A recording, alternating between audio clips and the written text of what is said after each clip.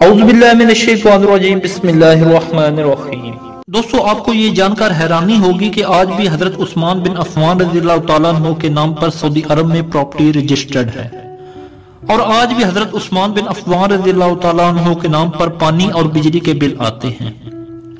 جی ہاں دوستو، نبوت کے 13ویں سال جب مسلمان ہجرت کر کے مدینہ منورہ پہنچے تو وہاں پینے کے پانی کی بہت قلت تھی۔ مدینہ منورہ میں ایک یہودی کا کنواں تھا جو مسلمانوں کو پانی مہنگے داموں فروخت کرتا تھا۔ اس کنویں کا نام روما یعنی روم کا کنواں تھا۔ ان حالات سے پریشان ہو کر مسلمان حضرت محمد مصطفیٰ صلی اللہ علیہ وآلہ وسلم کے پاس گئے اور ان سے شکایت کی۔ آپ صلی اللہ علیہ وآلہ وسلم نے ارشاد فرمایا، جو کوئی یہ کنواں خرید کر مسلمانوں کے لیے وقف کر دے گا اللہ تعالیٰ اسے جنت میں چشمہ عطا کرے گا۔ دوستو یہ سننا ہی تھا تو حضرت عثمان بن عفان رضی اللہ تعالیٰ عنہ اس یہودی کے پاس گئے اور کنواں خریدنے کی خواہش کا اظہار کیا۔ کنواں کیونکہ منافع بخش آمدنی کا ذریعہ تھا تو اس یہودی نے کنواں بیچنے سے انکار کر دیا۔ اس پر حضرت عثمان بن عفان رضی اللہ تعالیٰ عنہ نے یہ تدبیر کی کہ آپ نے اس یہودی سے کہا کہ تم پورا کنواں نہ سہی، تم آدھا کنواں ہی مجھے فروخت کر دو۔ آدھے کنویں کو فروخت کرنے پر ایک دن کنویں کا پانی تمہارا ہوگا اور ایک دن کنویں کا پانی میرا ہوگا۔ اس نے سوچا کہ حضرت عثمان رضی اللہ تعالیٰ عنہ اپنے دنوں پانی مہنگے داموں فروخت کریں گے اور اس طرح اسے زیادہ منافع کمانے کا موقع مل جائے گا۔ چنانچہ اس نے آدھا کنواں حضرت عثمان رضی اللہ تعالیٰ عنہ کو فروخت کر دیا اور آپ نے کم و پیش 35,000 درہم میں پورا کنواں خرید کر مسلمانوں کے لیے وقف کر دیا۔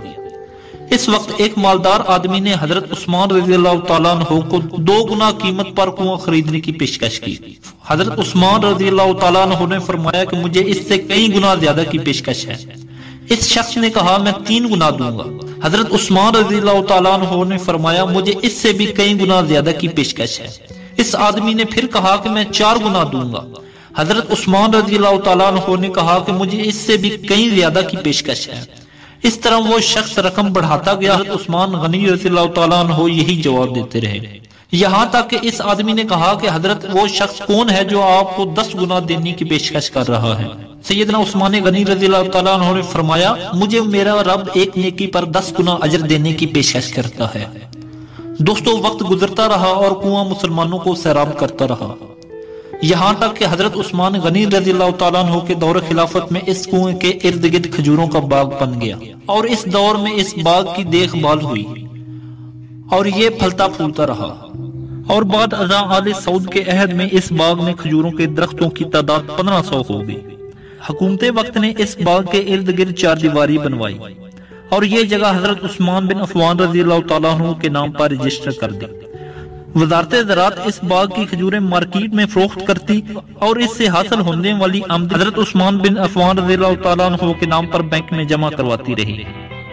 چلتے چلتے اس بینک اکاؤنٹ میں اتنی رقم جمع ہو گئی کہ مدینہ منورہ کے مرکزی علاقے میں اس باغ کی آمدنی سے ایک کشادہ پلاٹ لیا گیا، جہاں حضرت عثمان بن عفان رضی اللہ تعالیٰ عنہ کے نام پر ایک رہائشی ہوٹل تعمیر کیا جانے لگا۔ دوستو اس ہوٹل میں سالانہ 50 ملین ریال آمدنی متوقع ہے، جس کا آدھا حصہ غریبوں اور مسکینوں کی کفالت اور باقی آدھا حصہ حضرت عثمان بن عفان رضی اللہ تعالیٰ عنہ کے بینک اکاؤنٹ میں جمع ہوگا۔ دوستو حضرت عثمان رضی اللہ تعالیٰ عنہ کے اس کنویں والے عمل اور خلوص نیت کو اللہ تعالیٰ نے اپنی بارگاہ میں ایسے قبول فرمایا کہ قیامت تک ان کے لیے صدقہ جاریہ بنا دیا۔ دوستو حضرت عثمان غنی رضی اللہ تعالیٰ عنہ کو شمار اپنی قوم کے افضل ترین لوگوں میں ہوتا تھا۔ آپ شرم و حیا کے پیکر تھے۔ آپ ایک ایسی شخصیت تھے کہ آپ نے قبل از اسلام نہ کسی بت کو سجدہ کیا، نہ برائی کے مرتکب ہوئے، نہ کبھی شراب کو دیکھا۔ اس لیے آپ داماد رسول صلی اللہ علیہ وآلہ وسلم بھی ٹھہرے۔ دوستو آپ کو حضرت عثمان بن عفان رضی اللہ تعالیٰ عنہ کے بارے میں بنائی گئی یہ ویڈیو کیسی لگی؟ کومنٹ میں اپنی رائے کا اظہار ضرور کیجیے گا۔ تھینک یو، اللہ حافظ۔